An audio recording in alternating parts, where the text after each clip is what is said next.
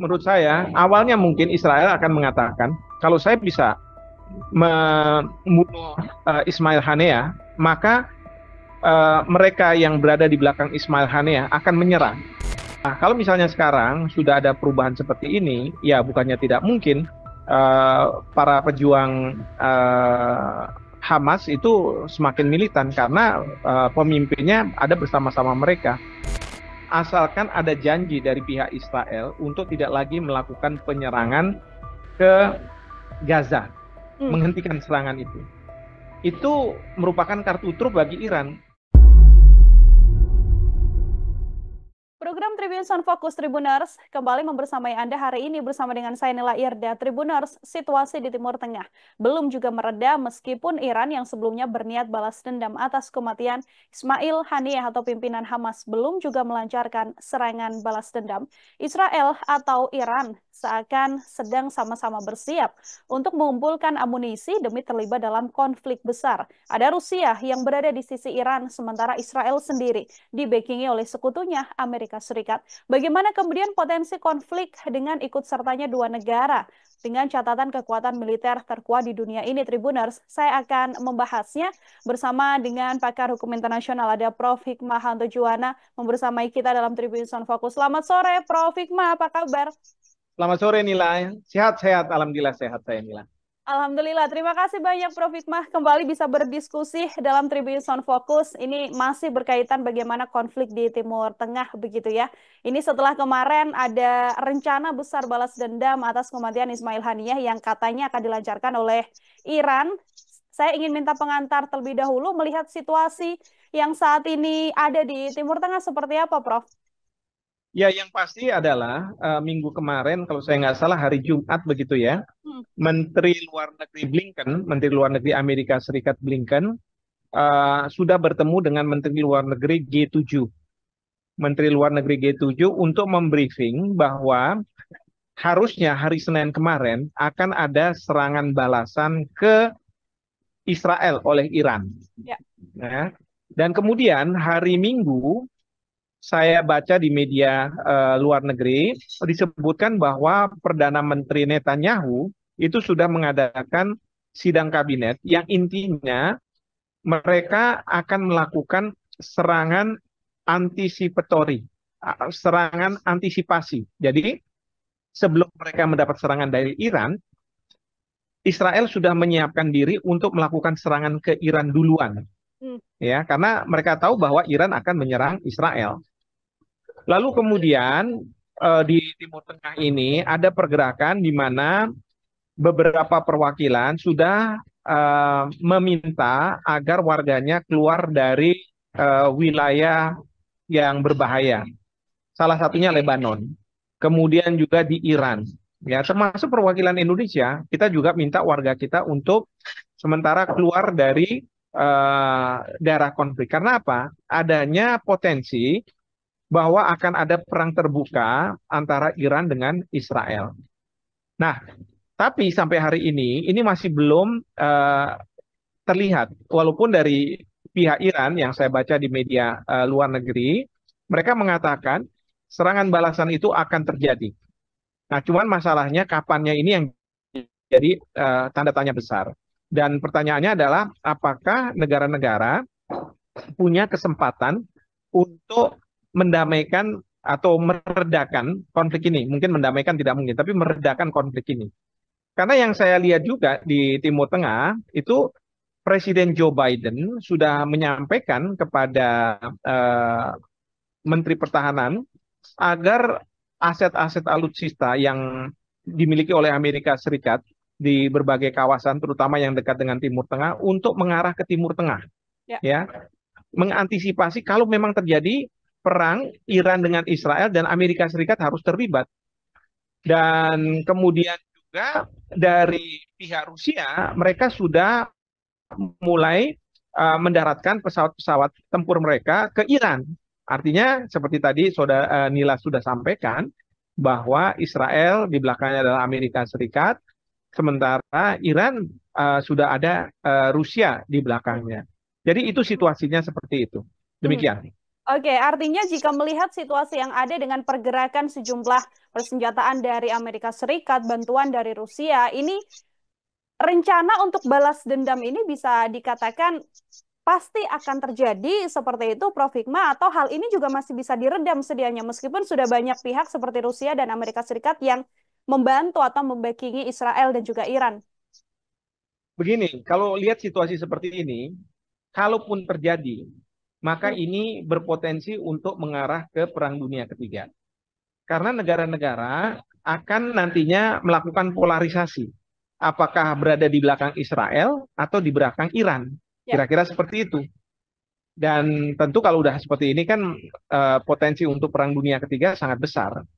Nah, saya perlu ingatkan di sini bahwa waktu Perang Dunia Pertama meletus, itu gara-garanya ya ada tokoh yang dibunuh, assassinated, dan kemudian ada kecurigaan dari negara-negara terhadap negara lain, lalu kemudian diterjemahkan dengan kekerasan, penggunaan kekerasan, use of force.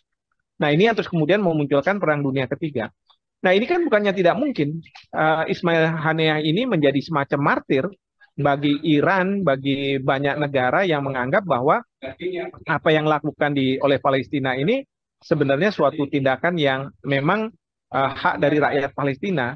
Tapi tidak demikian dengan Amerika Serikat, bahkan Israel sendiri yang mengatakan bahwa Ismail Haniyeh ini adalah teroris yang mereka kejar dan mereka harus bunuh, kira-kira seperti itu.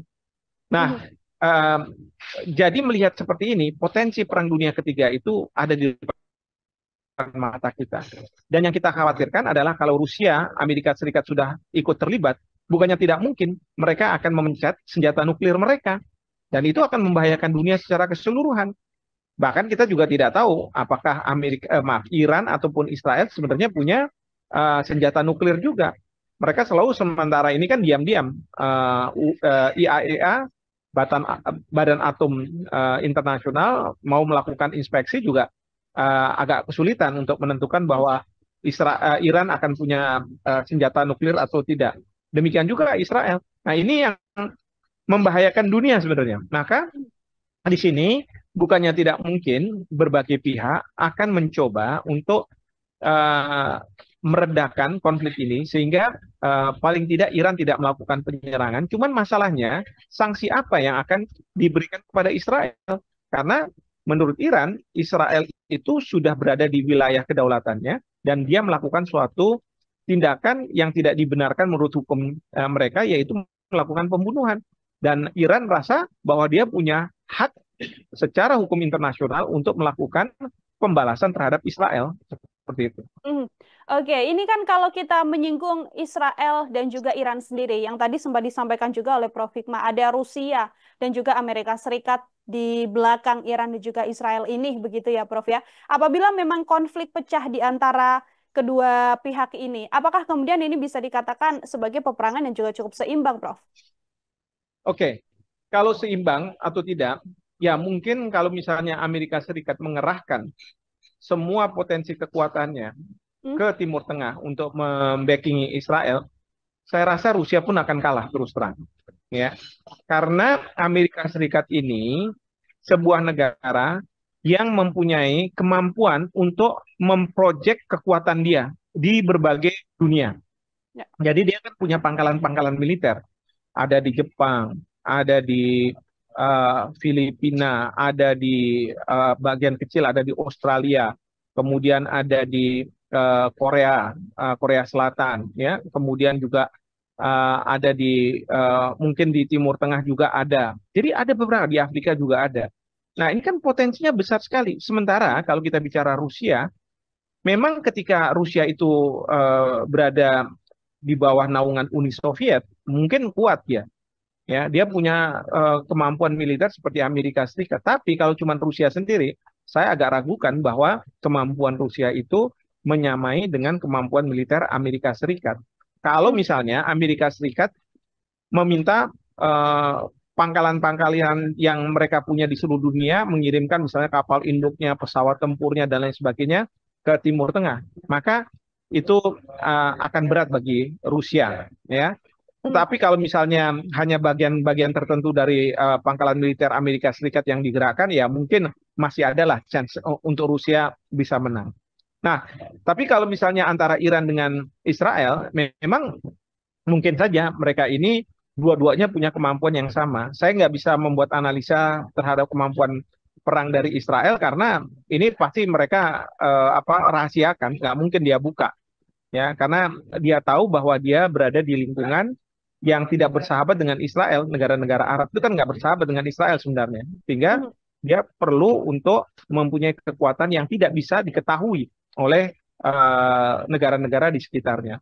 Demikian juga dengan Iran. Iran ini sebenarnya juga punya kemampuan yang kita tidak tahu sampai di mana. Seperti itu. Oke, Amerika Serikat sendiri, Prof. Hikmah, ini kan seperti cukup gambling begitu ya. Di satu sisi Amerika Serikat mengatakan bahwa sudah mengirimkan pesan pada Iran dan juga Israel untuk kedua negara ini sama-sama menekan atau menahan diri untuk tidak saling menyerang. Tapi di satu sisi, justru Amerika Serikat juga secara terbuka dan terang-terangan mengirimkan persenjataan atau kapal perang mereka untuk mendekati wilayah Timur Tengah atau wilayah Israel sendiri. Kalau Prof. Hikmah menganalisa bagaimana sikap dari Amerika Serikat atas konflik di Timur Tengah ini seperti apa, Prof? Ya, memang kelihatannya mendua, tapi kan begini, Amerika Serikat akan berupaya sampai titik terakhir perang itu terjadi, mengupayakan agar tidak terjadi serangan dari Iran ke Israel atau dari Israel ke Iran, anticipatory self defense. Jadi mengantisipasi langsung menyerang duluan. Itu yang diupayakan oleh Amerika Serikat. Nah, kemudian mungkin juga Amerika Serikat akan mengatakan pada Iran, oke, kalau misalnya untuk tidak kamu menyerang, apa yang kamu minta dari Israel? Ya, mungkin aja Iran akan bilang, ya saya minta Israel menghentikan serangannya ke Gaza. Ya, bisa aja seperti itu. Ya, nah itu kalau misalnya dilakukan seperti itu, maka perang itu tidak akan terjadi. Ya, tapi ini kan terus diupayakan sampai pada satu titik, memang salah satu dari negara ini meluncurkan senjatanya. Ya, ini kan senjata jarak jauh mungkin yang harus digunakan, nggak bisa yang katakanlah pakai tank dan lain sebagainya, karena nggak berbatasan. Jadi digunakan ballistic missile, ya peluru kendali. Nah, nanti dari lawannya pakai anti peluru kendali dan lain sebagainya. Nah, ini yang akan terjadi. Nah, kalau misalnya nanti perang memang benar-benar terjadi, Amerika Serikat sudah mengatakan bahwa saya akan berada di belakang Israel, bukan di belakang Iran. Nah, jadi analisa saya ini bukan kontradiksi, tetapi fase di mana ini sebelum terjadinya perang, maka Amerika Serikat akan berusaha untuk meminta dua negara ini tidak melakukan serangan. Tapi kalau misalnya terjadi memang benar adanya serangan dan kemudian perang itu bereskalasi, maka Amerika Serikat akan ada di belakang Israel. Itu udah pasti. Sementara Rusia akan berada di belakang Iran. Oke, ada upaya dari Amerika Serikat untuk meredam agar situasi konflik tidak semakin panas, namun di satu sisi ada ketegasan juga ya Prof ya dari Amerika bahwa nanti apabila memang konflik pecah, sudah pasti Amerika Serikat berada di sisi Israel sendiri. Oke, Prof Hikmah, ini kan kalau kita berbicara Iran, kan tidak berdiri sendiri juga, karena di baliknya ada proksi-proksi kecil, katakanlah seperti Hizbullah di Lebanon yang juga sejak kematian Ismail Haniyeh kan terus menyerang wilayah Israel juga. Kita juga masih punya Houthi Yaman yang juga masih sama-sama menjadi ancaman terbesar juga bagi Israel. Kekuatan-kekuatan proksi kecil-kecil ini seperti apa, Prof? Ya, memang kalau dilawankan dengan kekuatan Israel, memang mereka tidak ada apa-apanya. Tetapi yang dikhawatirkan adalah kalau mereka menyerang pemukiman-pemukiman sipil. Ya, itu yang Israel khawatirkan. Ya, karena kemampuan mereka untuk membuat semacam kerusakan itu ada, tapi terhadap pemukiman rakyat sipil. Nah, di sini Israel sudah menyiapkan misalnya Iron Dome supaya bisa menangkis peluru-peluru peluru-peluru kendali yang diluncurkan oleh Hezbollah di Lebanon, atau oleh Houthi, atau bahkan oleh Hamas di Gaza. Nah, itu mereka lakukan. Nah, cuman kan masalahnya mereka itu tidak bisa datang kemudian menangkap pelaku-pelakunya ini, karena memang jaraknya yang agak jauh gitu ya, di Lebanon maupun di Houthi. Dan kalau misalnya mereka ke sana, ibaratnya mereka itu mengirimkan tentara yang mungkin dari segi jumlah bisa dihadapi oleh eh, kemampuan tentara dari proksi-proksi Iran, ya, Hezbollah dan Hamas dan kemudian juga Houthi ini. Hmm, Seperti itu. hmm. Apakah juga kemudian cukup merepotkan juga atau memecah konsentrasi Israel yang harusnya harus mengantisipasi serangan Iran dengan adanya kelompok-kelompok Hizbullah dan juga Houthi yang juga terus menyerang wilayah Israel, Prof. Hikmah? Iya, ini yang mungkin salah perhitungan dari pihak Israel ya, Hmm, dengan menyerang, membunuh Ismail Haniyah di eh, Iran, ini kan membuat Israel sekarang punya banyak perang. ya. Perang yang sifatnya kecil, menurut mereka mungkin ya, menghadapi Hezbollah, Houthi gitu ya, Hmm, Hamas, dan perang yang besar menghadapi Iran, belum lagi perang yang lebih besar ketika mereka harus bersama-sama Amerika Serikat menghadapi Iran dengan sekutunya. ya. Nah itu, Mhm. Ada salah perhitungan bagaimana kemudian kekacauan terjadi juga di Israel ya Prof ya dengan serangan betul. bertubi-tubi yang Jadi dilancarkan kalau oleh Hamas. menurut saya, awalnya mungkin Israel akan mengatakan, kalau saya bisa membunuh Ismail Haniyeh, maka mereka yang berada di belakang Ismail Haniyeh akan menyerah.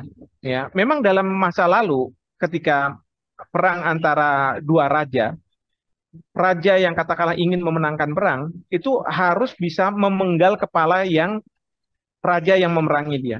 Hmm, Dan kemudian kepala itu oleh panglima perangnya ditunjukkan kepada raja. Ini saya sudah pegang ini.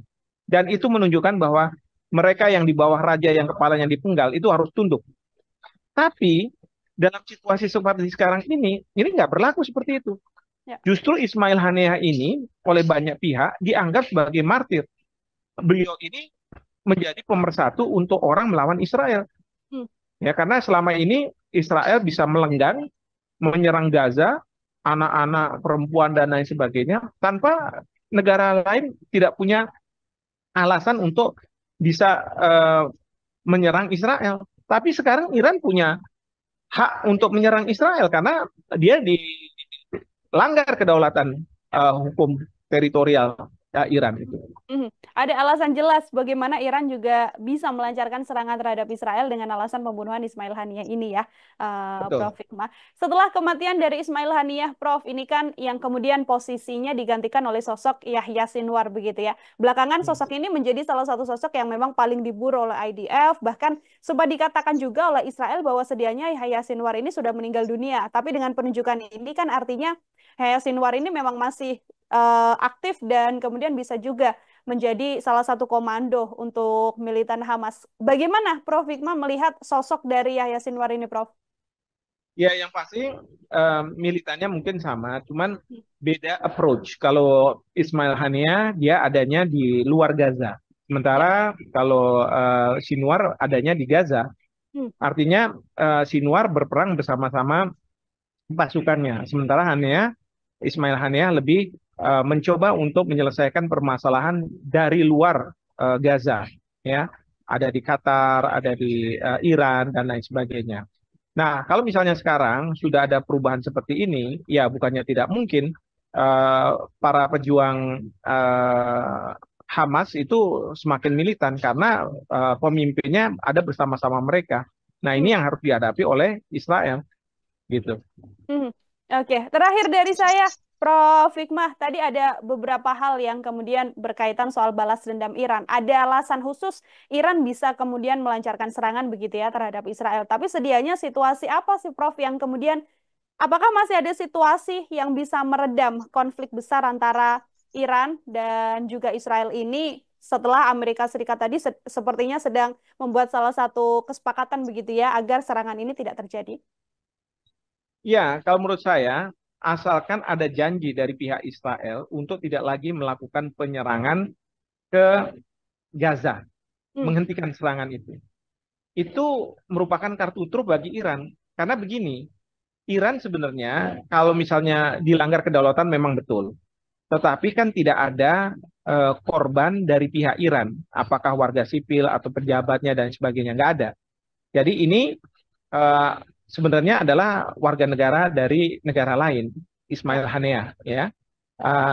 Sehingga Iran bisa saja untuk kepentingan yang lebih besar, dia bilang saya nggak akan menyerang, tapi dengan catatan Israel tidak lagi menyerang Gaza. Ya, dan itu harus kemudian benar-benar di keep promise ya, dijaga janji itu oleh Israel dan kalau perlu disupervisi oleh Amerika Serikat.